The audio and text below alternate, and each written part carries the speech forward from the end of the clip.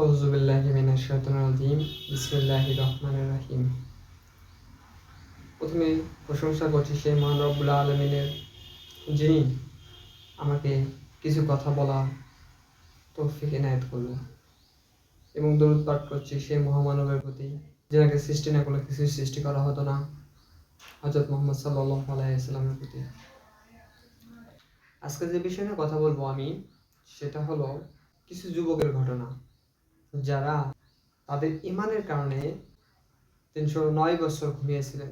আল্লাহ সুবহানাহু ওয়া তাআলা তাদের প্রতি রহমত করেছিলেন এবং তাদেরকে কঠিন বিপদ থেকে নিস্তার দিয়েছেন। আল কোরআনে এটা সত্য ঘটনা। গুহাভাসী ঈমানদার যুবকদের অবিশ্বাস্য কাহিনী। অনেক অনেক বছর আগের কথা। পাহাড়ে ঘেরা একটি সমৃদ্ধ নগরী, সুউচ্চ প্রাসাদ, ব্যস্ত বাজার এবং ঝলমলে নগরী। সেখানে চতুর্দিকে চাকচিক্যের অভাব ছিল না, ঐশ্বর্যে ভরপুর। কিন্তু সেই চাকচিক্যের আড়ালে ছিল এক ভয়ানক অন্ধকার থেকে বাঁচার জন্য আল্লাহ সুবহানাহু ওয়া তাআলা আমাদেরকে শিক্ষা নিতে বলেছেন। গুহাবাসীদের থেকে তোমরা শিক্ষা গ্রহণ করো। আমরা সেই ঘটনা থেকে শিক্ষা নেওয়ার জন্য আমরা আজকে এই গল্পটি শুনব। কেন গল্পটি শুনব? গল্পটা এই জন্যই শুনব, সত্য ঘটনা। আমরা তো অনেক মিথ্যা ঘটনা শুনছি, আজকে নিশ্চয়ই আমরা সত্য ঘটনার উপর নির্মিত একটি গল্প শুনব। এরকম কোনো সত্য ঘটনা হয় না। সে রাজ্যে শাসক ছিলেন একজন নিষ্ঠুর, অহংকারী এবং ক্ষমতার নেশায় সে নিজেকে প্রভু বলে দাবি করেছিলেন, উপাস্য বলে দাবি করেছিলেন। ঘোষণা করেছিলেন যে তোমরা সবাই আমাকে সিজদা করো, এবং তাকে সবাই সিজদা করত। কিন্তু এভাবে তিনি আরো বেশি অহংকারী হয়ে যে এই আদেশ অমান্য করত, তার জন্য অপেক্ষা করত কারাগার কিংবা মৃত্যু। মানুষ ভয়ে সত্যকে গোপন করত এবং মুখে রাজার প্রশংসা করলেও তারা মনে আতঙ্ক বয়ে বেড়াত, কারণ সত্য চিরদিন চাপা থাকে না, একদিন তা বেরিয়ে আসে। সত্যের আলো যেন চারিদিকে নিভে যেতে বসেছিল। কিন্তু এই অন্ধকার যতই গভীর হোক, শুভেচ্ছাতিক হওয়ার সম্ভাবনা ততই বেড়ে যায়। যেমন রাত গভীর হলে, ভার হলে সকাল হওয়ার সম্ভাবনা বেড়ে যায়, তেমনি জাহিলাতের যতই গভীর হোক, জাহেল যতই বড় হোক, ইনসাফ প্রতিষ্ঠিত হবে। তেমনি আল্লাহ কখনো না কখনো সত্যের প্রদীপ জ্বালিয়ে দেবেন। তেমনি সেই রাজ্যে বাস করত কয়েকজন তরুণ। তারা ছিলেন শিক্ষিত, ভদ্র, মার্জিত স্বভাবের মানুষ, নির্মল হৃদয়ের অধিকারী। রাজপ্রাসাদে বিলাসিত ধন সম্পদ কিংবা মানুষের প্রশংসা তাদের মন আকৃষ্ট করতে পারত না। এই রাজপ্রাসাদের যে চাকচিক্য ছিল, এটা তাদেরকে আকৃষ্ট করতে পারত না। এই বিশাল আকাশ কে সৃষ্টি করেছে তারা চিন্তা করত, তারা গবেষণা করত। এই পাহাড়, নদী, সূর্য, চাঁদ, তারা কে সৃষ্টি করেছে? এত সুন্দর নিপুণভাবে তারাকে কে আকাশের মাঝে সাজিয়েছেন? জোনাকি পোকার মতো তা রাতের বেলা উজ্জ্বল হয়ে মানুষের চোখে ধরা দেয়। এসবের প্রকৃত মালিক কে? তারা চিন্তা করতে করতে উপলব্ধি করলো, এই নিখুঁত সৃষ্টি কখনো কোনো মানুষের হতে পারে না, মানুষের পক্ষে সৃষ্টি করা সম্ভব হতে পারে না। নিশ্চয় একজন মহা পরিচালক, মহান সৃষ্টিকর্তা রয়েছে, যিনি এই সব কিছু সৃষ্টি করেছেন, সবকিছুর রব তিনি। তারা এক আল্লাহর প্রতি ঈমান আনলো। তারা তখন সে আল্লাহর প্রতি ঈমান আনলেন, যিনি এই সব কিছু সৃষ্টি করেছেন,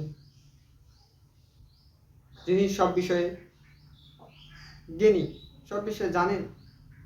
আর মানুষ তো কোনো বিষয়ে জানতো না, অজ্ঞ বাদশা মনে করতো যে আমি সবকিছু জানি। সে কিছু ক্ষমতার মোহে অন্ধ হয়ে গিয়েছিল। এই ঈমান গোপন রাখা ছিল সহজ ছিল না। এই ঈমানকে গোপন রাখা মোটেই সহজ ছিল না। যদি রাজা জানতে পারে তবে তাদের জীবন বিপন্ন হবে। এই ভেবে তারা একদিন সকলে মিলে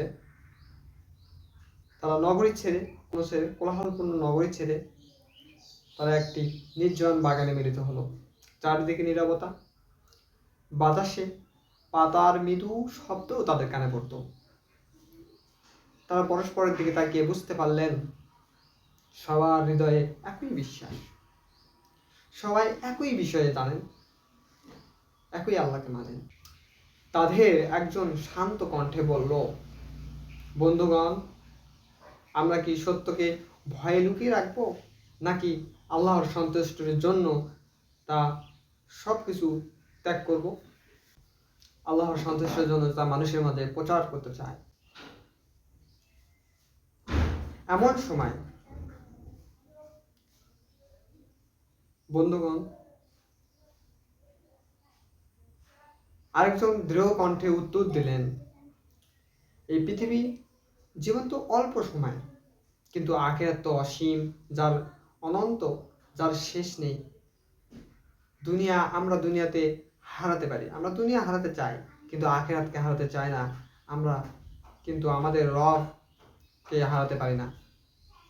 সবাই একসঙ্গে বলল, আমাদের রব একমাত্র আল্লাহ,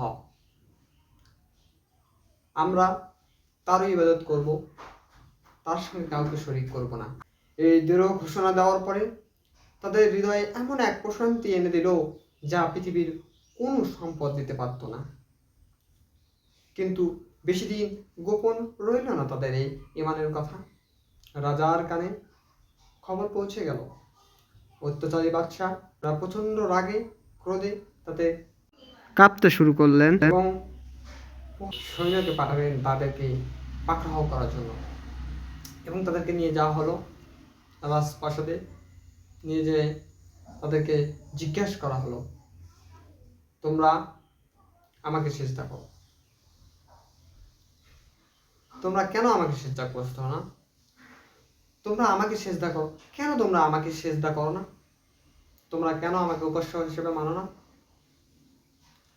না মানলে তোমাদের জন্য মৃত্যু অপেক্ষা করছে।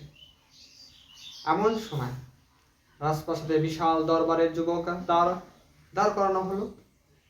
রাজা গর্জে উঠে বলল, শুনেছি তোমরা আমার নাকি উপাসনা করো না।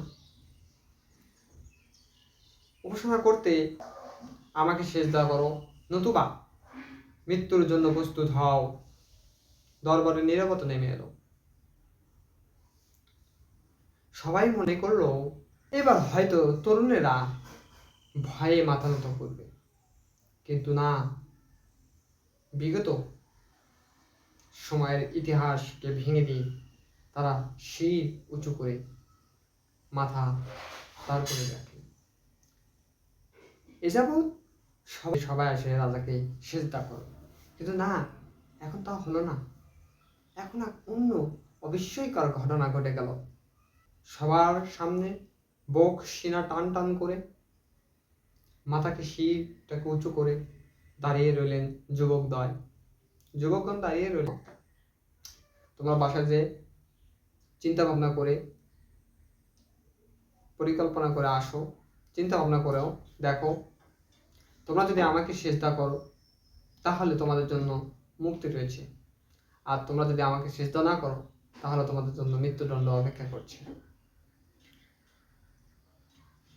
তারপর তাদেরকে অনুমতি দেওয়া হলো, তারা বাড়িতে গেলেন।